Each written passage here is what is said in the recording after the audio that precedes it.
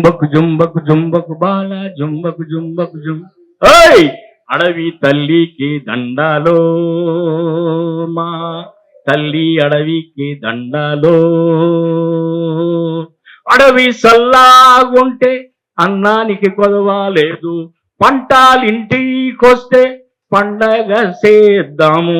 మనకొచ్చే 70 కోట్లు అనేటిది వాళ్ళు ఏందని అంటే భిక్షం వేసే రీతిలో ఈ కార్యక్రమానికి సంబంధించినటువంటిది కళాకారులను చూస్తున్నారు. కళాకారుల వల్ల రాష్ట్రం వస్తే కళాకారులను అగ్రాసనం మీద కూర్చోబెట్టాలి తప్పితే వాళ్ళని అనవసరంగా అత్యాసనంలో కూర్చోబెట్టి వాళ్ళని భిక్షగాలంగా తయారు చేస్తారు. ఇందుకు సంబంధించి మన పెద్దలు ఏంటంటే మనకు తప్పకుండా అకాడమీలు బొకడామీలు వద్దండి. మా యాదవ్ చెప్పినట్టుగా మనకు యూనివర్సిటీ కావాలి, అందులో మన వాడే వైస్ ఛాన్సలర్ కావాలి, అందులో మన వాళ్ళకే మరి యొక్క వాళ్ళ సాహిత్యం మీద, సంగీతం మీద, నాటకాల మీద మన రీసెర్చ్ జరగాలి. వాళ్ళు పిహెచ్డీ తీసుకోవాలి, ఎంఏలు తీసుకోవాలి, ఎంపీలు తీసుకోవాలి అంటున్నట్టు మనకు తప్పకుండా మనకు జానపద కళాశాల తప్పకుండా కావాలి. అదొక నంబర్ 1.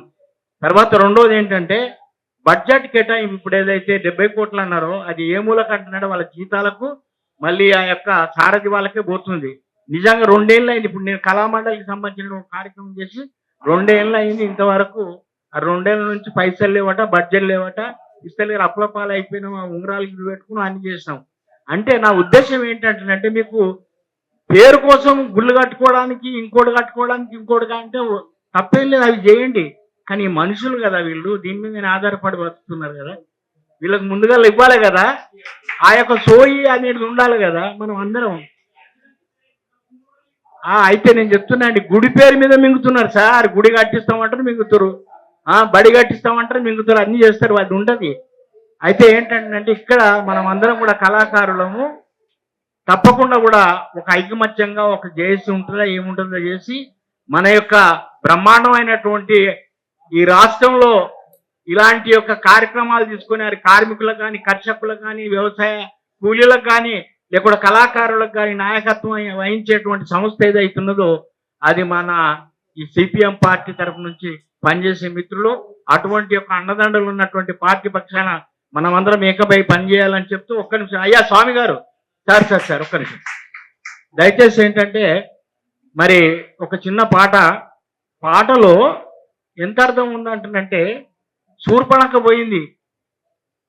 పోయి వాళ్ళ భార్య అడిగింది, మీ అంత ఎప్పుడు చూడయి మీ రావణాసురుడు అంత గొప్ప ఉన్నాడంట, ఇంత గొప్ప, ఇంత అందగాడట, మరి మీ దేశం కూడా ఇట్లా బంగారంతో కట్టిరట అంటే ఆమె పటమేసి చూపెట్టింది అనమాట శూర్పణఖ సీతకు.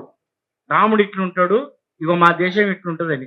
దానికి వంశీ ఆమెనే ఇష్టంతో పోయిందని ఒక పాట ఉంది, నేను బాల్యది ఊరలా జానపద గీతలు. ఆ లక్ష్మణుడిని అడుగుతున్నది రాముడు భార్యను ఎత్తుకపోయిన తర్వాత, ఏమీరా లక్ష్మణ ఏమానన్నది సీత, ఎందుకంట పోయినదోయి తమ్ముడరా లక్ష్మణుడా, తమ్ముడరా లక్ష్మణుడా, అన్నావో రామన్న మాయన్న పెద్దన్న పటమేసి చూపింది అంటనంటే ఈ బొమ్మలు వేసింది, అన్ని వేసింది, ఆయన చూపెట్టేసరికి ఈ సీతమ్మనే ఇష్టపడిపోయింది. వాడు ఎప్పుడు వస్తామని చూసింది, ఆమెనే పోయిందని చెప్పింది.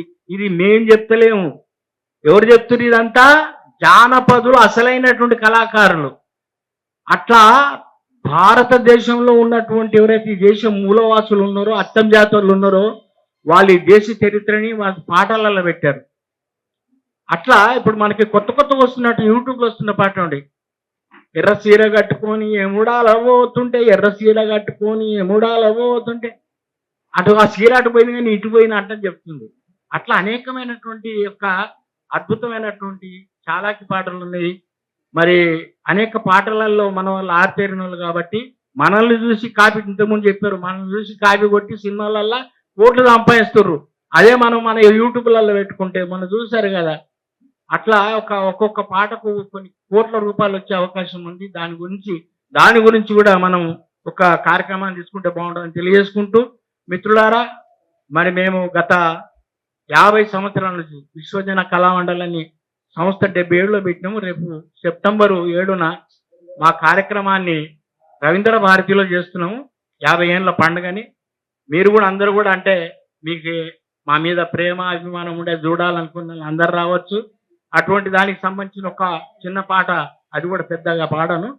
ఈ యొక్క భయ్య మన జననాట్య మండలికి ఒక 5 ఏళ్ళు నేను టీచర్గా పనిచేశాను. అందులో నేను మరియు గద్దర్ కలిసి రాసిన పాట, అది ఫేమస్ పాట, మీకు అందరూ చేసిన పాట.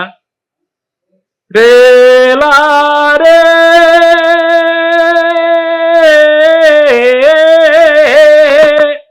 రేలా రే